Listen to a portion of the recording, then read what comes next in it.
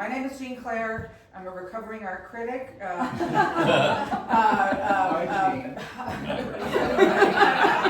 The meeting's later, so we'll just take it from there.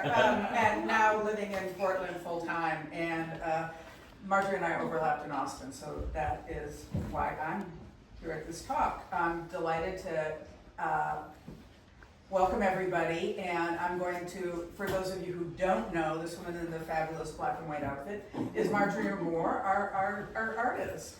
And next to her is Huey, our filmmaker, and this is David in the movie The Pig.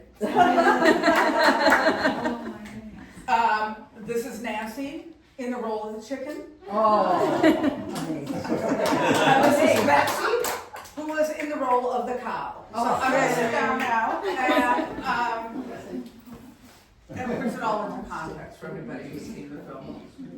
So we're sitting in what Marjorie calls sort of the circus room, as if a lot of these striped things are on part of a circus tent, and we're seeing animals that are at play or at work or at, doing odd things for our entertainment. And I think it sort of speaks to a lot about what is at the root of Marjorie's work, and I'm going to ask her to respond to this, is really her examination of the human and animal relationship and the complexities. Marjorie? That's true. it's an easy question. You want me to stand up? Well, then people know that. Oh, you're right. Okay. And she's got a fabulous Thank you. outfit. I always listen to the pig. Can you stand up? So, Jeanne Claire is right. I've had a long history of human-animal relationship related work, and it goes through many, many different media. And my concerns are always in many different layers, just like this work, a lot of layering. So, as a child, I played with a lot of animal toys. I was a little girl who loved horses, and I always wanted to be connected to them. And my first relationship with my first dog was probably one of the more important moments of my life. And I think those are things that we as humans are constantly drawn to the natural world and the animal world for some kind of connection. So for me, the connections are, again, layered. It's about wanting to understand the animal, but it's also looking at how we have created imagery about animals that really, most of it, particularly in children's literature, is related to us. So the social construct of dressing up animals to look like us and having them deal with moral situations or social situations has always interested me. And then of course the circus comes into it, and spectacle, and film, and Disney, and on and on and on. So basically it's a continuing interest that keeps growing, and there's always new things to explore. And that's what happened in this work with the Sawfield coloring book, the painting and drawing book, from which all the images on the work are from that book, which was published in 1917 in Akron, Ohio, which is where I was born and raised. So that's a pretty simplified explanation of all that, but that's where I'm going to stop. Okay. I think actually the next question for you, and then we can have this trio of farm animals dive in a little, would be, we've seen the film, and it's sort of a fabulous moment of absolute absurdity. It took an entire day and night. What the heck were you thinking? Okay, Yeah. what was I thinking? I don't know what I was thinking. Well, I kind of know what I was thinking. So you have to understand that I had done some performance pieces before this one. One of them was shown at the Portland Museum of Art many years ago. And I was really interested in working with other people. I've always loved the idea of collaboration. So I wrote a proposal to the New England Foundation for the Arts. And I said, I want to do this film at the Fryeburg Fair, which is a very typical country fair, brings all kinds of different people together. And again, a lot of it is about animals and how people relate to their animals, what they do with their animals, how they create images of their animals in terms of games and rides and so on and so forth. So I wrote this grant. I used all kinds of language that I thought you had to use then to get money. That's kind of convoluted about human-animal relationships and cultural phenomena and so on and so forth. And lo and behold, they gave me some money. Not much, but it was enough to pull it together. And I had worked with Huey in the past, and I had worked with Nancy in the past. And off we went to the fair.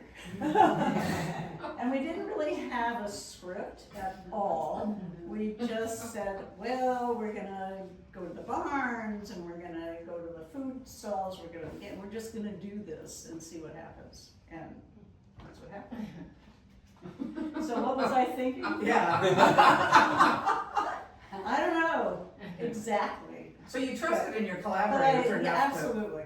But you trusted in your collaborators enough to just. Oh, absolutely. Very flossus, if anyone's familiar with that term. Yeah, so it was just, it really was a continuation of everything I just said previously, really.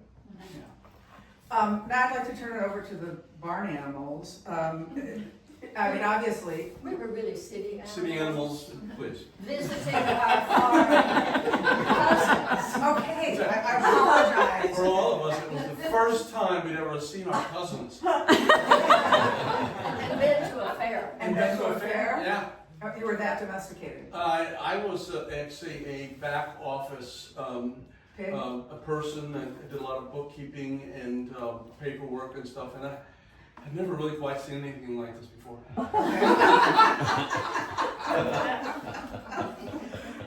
Obviously, you were given very little instruction in a formal sense, but you all agreed to do it. I mean, two of you are longtime dancers, so performance wasn't new. But talk about the experience of jumping in. I mean, this was, in a sense, a day-long improvisation extended into the evening and into the last person on the Ferris wheel. It's like, Yes. or sorry, animal on the Ferris wheel. It was a day-long improv. It was one of the most fun days of my life, let me just say that. We just said, we're just gonna go, and Marjorie dressed us up, and we improv'd, and we collaborated, and collaboration just fuels ideas. Yeah. And we were just running with it, and we just never ran out of gas. And until Nancy, the last shot, Nancy up on the Ferris wheel, and I told her, when I leave the planet, one of my favorite memories is going to be Nancy, because what's not in the film is she got stuck up there and she was swinging in the thing. So anyway, for me, it was just a giant improvisation. Marjorie gave us no lines, nothing. We just made them up, and we are performers, we're actors, we're dancers, and it was just fun. And we did it, and that was that. And we walked away, and then last few weeks ago, I got this. 30 years later. Yeah. So, anyway, for me, it was a real chance to just go out and play in a costume. And I grew up on a farm. I grew up around a lot of farm animals. I took my animals to the fair. I was the kid at the fair. So I've been on both sides of the fence now. It's really, really fun. Yeah. So I went to the fair every year with my cow. So, yes. Okay. So big cow history. Yeah. Yeah. And I had the best time. I mean, being the chicken, I've got chicken in me, I'm sure. But I was thinking about this tonight. I grew up with chickens, and my grandparents had chickens, my great-grandparents had chickens. And one of my favorite pictures from my childhood is kneeling down next to my granddad, who was squatting, with the chickens running around him. And it's just a sweet memory. I learned to milk, but I was not a cow aficionado. And I just had fun. I mean, it was so much fun hanging out. I love dancing with the pig. I love saying, these are my best clothes. What do you mean I won't dress out well? Chicken farm. It was just terrific. And I I've had so much fun working with Marjorie in the past that it was like, okay, what are we gonna do? Why not? How are we gonna get together? Yeah. Why not? What are we Why gonna not? say? It was great fun.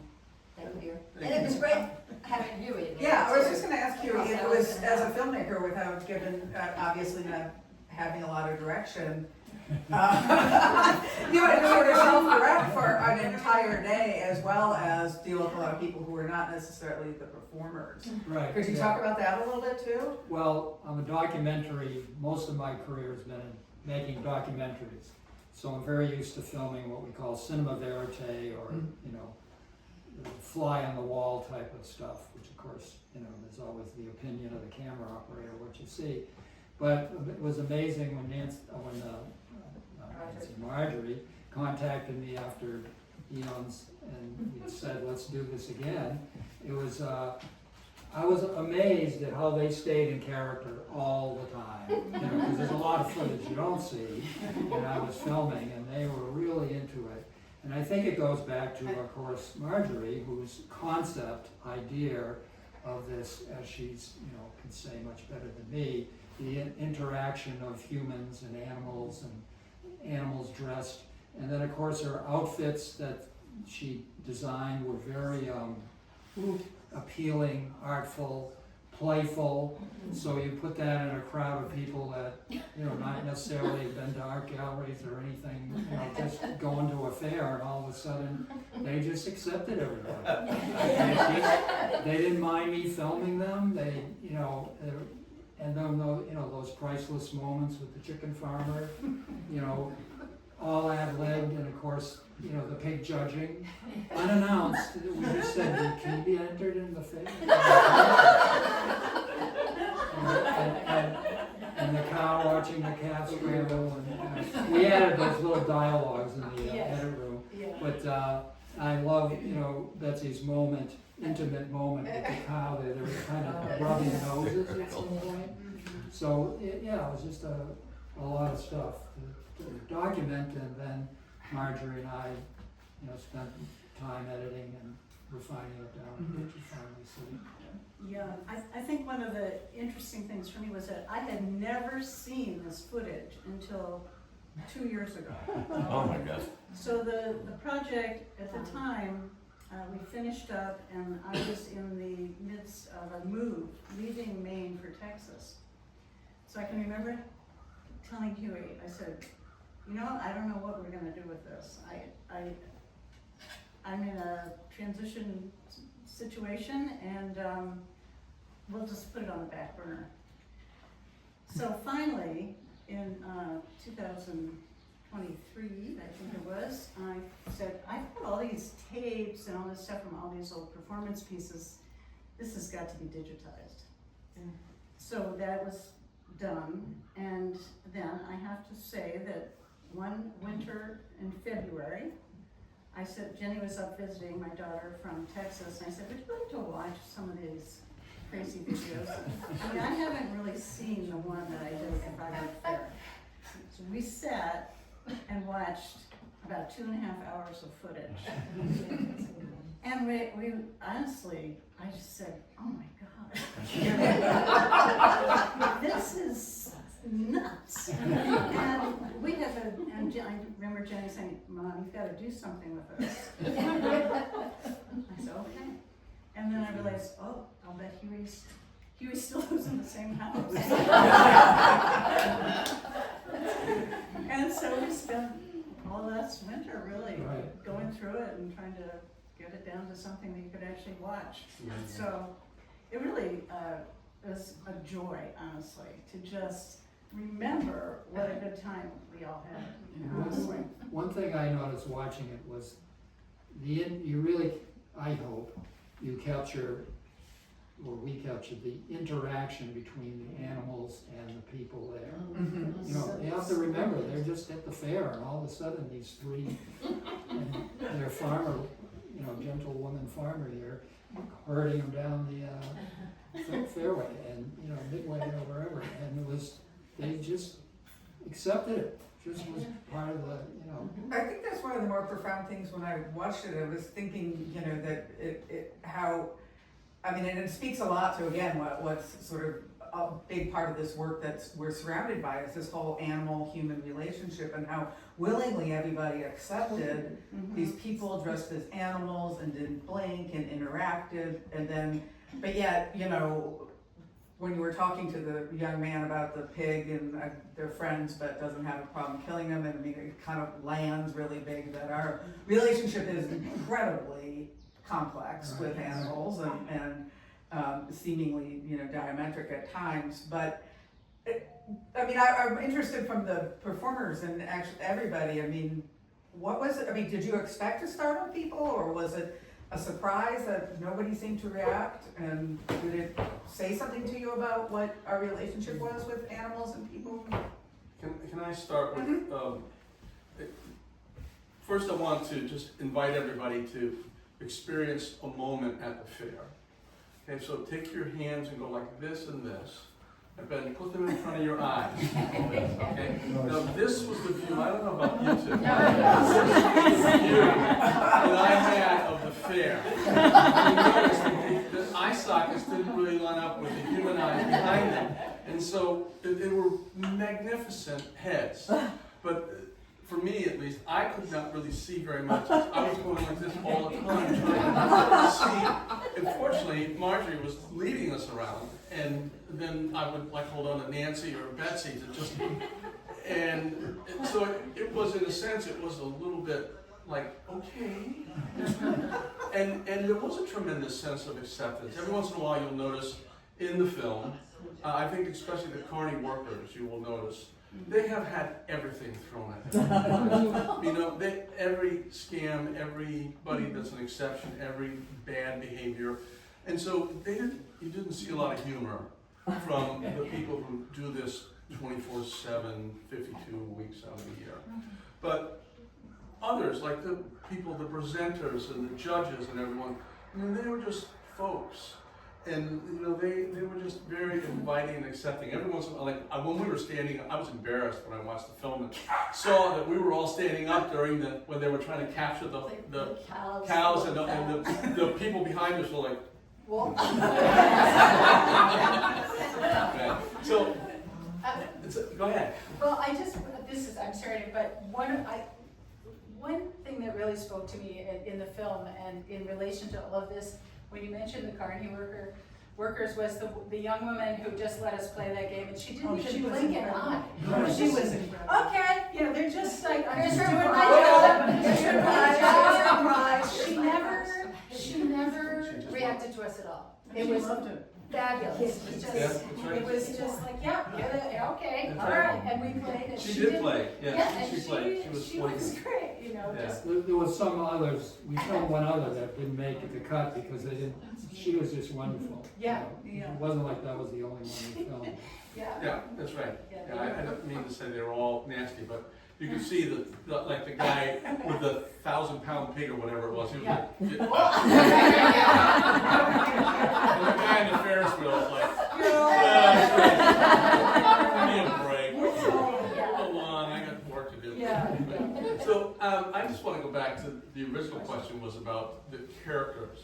And so I really approached this when we didn't have a lot of information, but she did tell us, what I remember was a really important piece of information was that you had, if I remember correctly, you had read a book which had to do with city animals going to the farm. That's my memory of it, or at least that's what I conjured in my mind, was this idea of these citified animals who'd never been to the farm were going to for the first time. And so I was really thinking, okay, what would my character be like as a pig? That would be, you know, what's completely opposite of the way the pigs are, and yet still in pig character and everything. So I had my little lunch basket, which was brilliant. You gave me a lunch basket. What pig would not go in there? And so I was just really careful about getting any dirt on me, and they were talking about being in a pig, you know, finding a mud pond. So it was a lot of fun, but it was really interesting to try to develop a character that was antithesis. And when we did the judging, I'd actually since then studied about what he was talking about. He said, I was a little long-legged and light in the ham. And I thought he was talking about my manliness, but actually the ham is the area on the back of the legs. That's your focus. So you may say so, but I would never say that. So it was really interesting to just go into. Yeah, actually, as you mentioned that, it comes back to me that I think one of my ideas for using the film, which never happened, was that we would do some more filming and there would be a children's book where you would turn the pages of these city animals going to the fair, and then that would kind of roll into them actually being at the fair. Mm-hmm. Okay. Yeah. Can I say something else about the film that I really liked was how you, Huey and Marjorie, I'm sure, cut the wee creatures with the food that's being cooked. I mean, that was just like, whoa, okay, vegetarian, here I come. That was really wonderful. Yeah. Yeah, that guy was great. Yeah, That's sausage awesome. maker. The sausage maker. Yeah. Come on in. Yeah, why No, not? it was so Did you feel like you were developing, you two were developing characters and you also had to interact with people too? Again, you're experienced performers, but. Yes. Yes, yes, okay, did you develop characters per se, or did you just kind of play with it all day?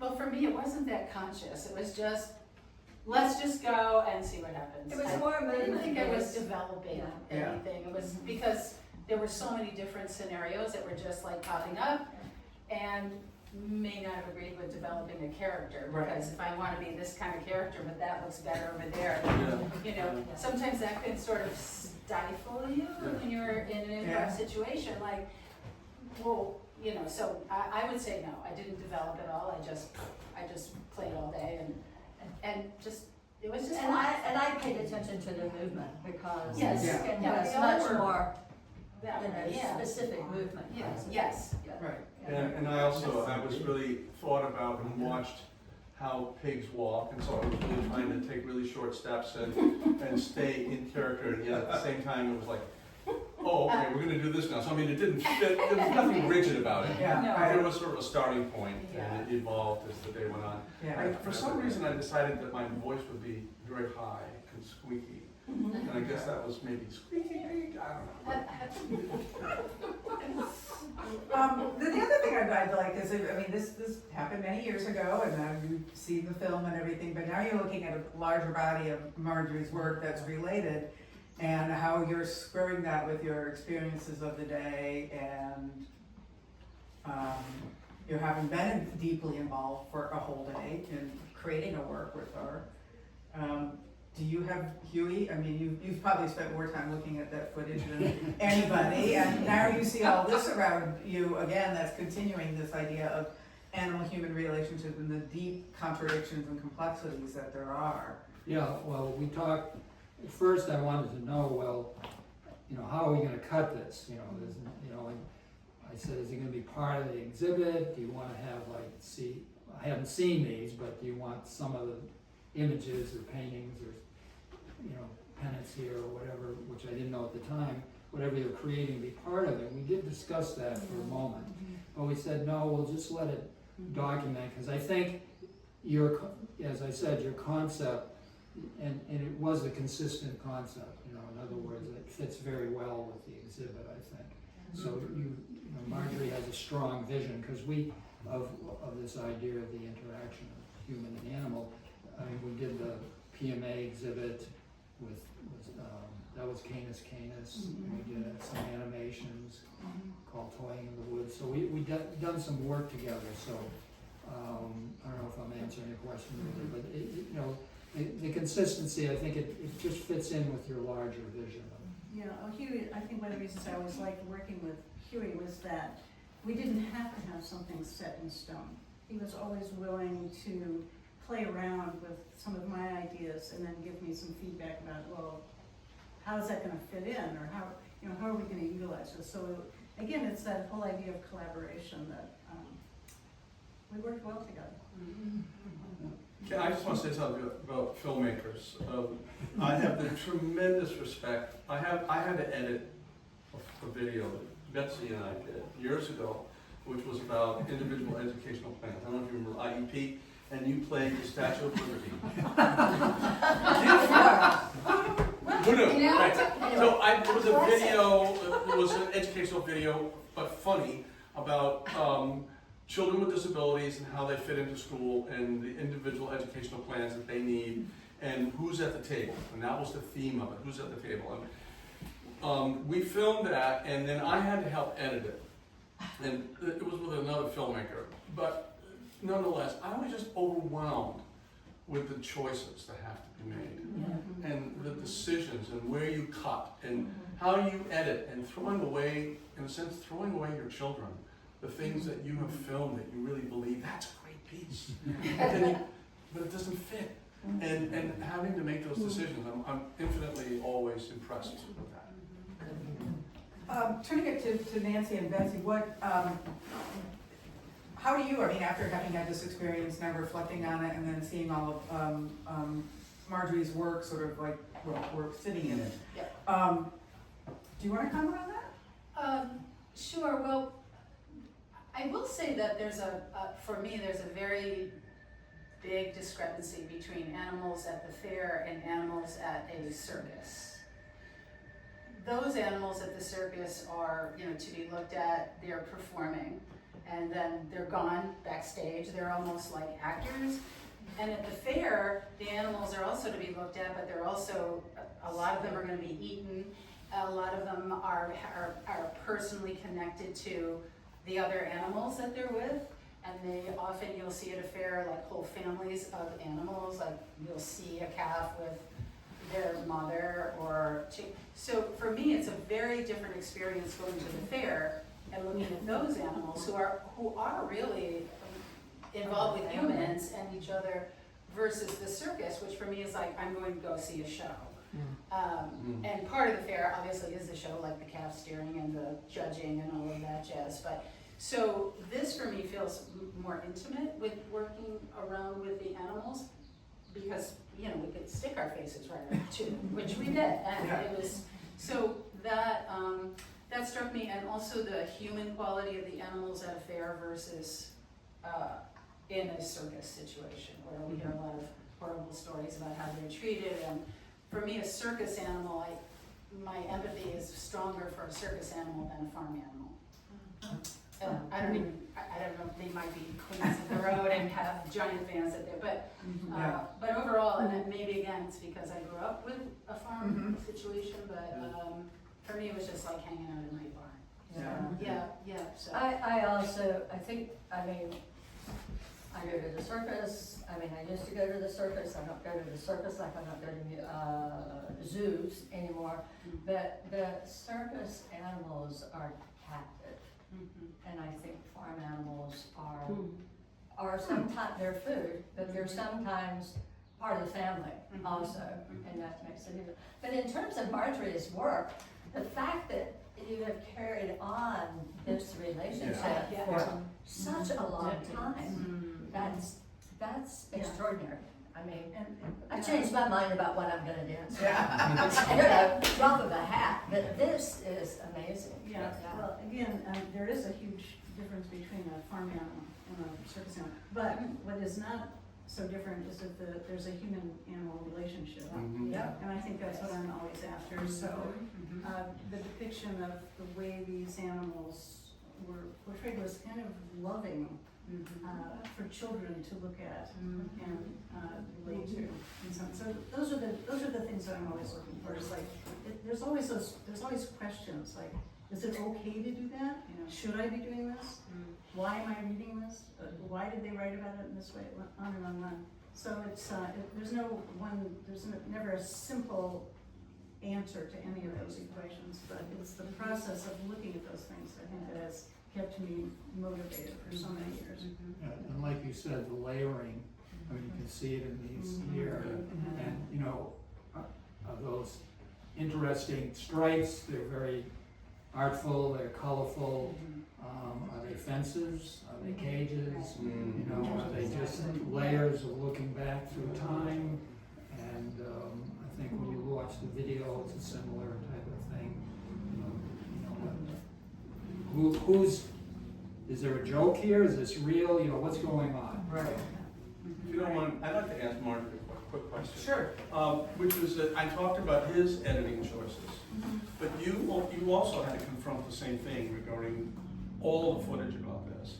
Were there things that you had to let go of that didn't fit, or were there things that you wish were in it? Can you just talk about that decision and anything, either the memory of it, the thing, or how you make that decision? Sure, I think that there's a tremendous amount of footage, but I think as we work together, I never really felt like we got rid of anything that was that important. I think we really captured pivotal moments of the day and tried to pull it all together. So that's why I don't edit. You mean my oration was? Okay, I felt the breeze sort of stopped there for a moment. I know we're getting all kind of hot. So maybe in lieu of taking individual questions from the audience, because I know we've got a lot of people outside and this is getting warm and the animals are, you know, you've got to get them back out to pasture or to the barn or to their air-conditioned circus land or something. So I invite you to come up and ask questions or continue the conversation, but I think we'll wrap it up now. So thank you all for coming.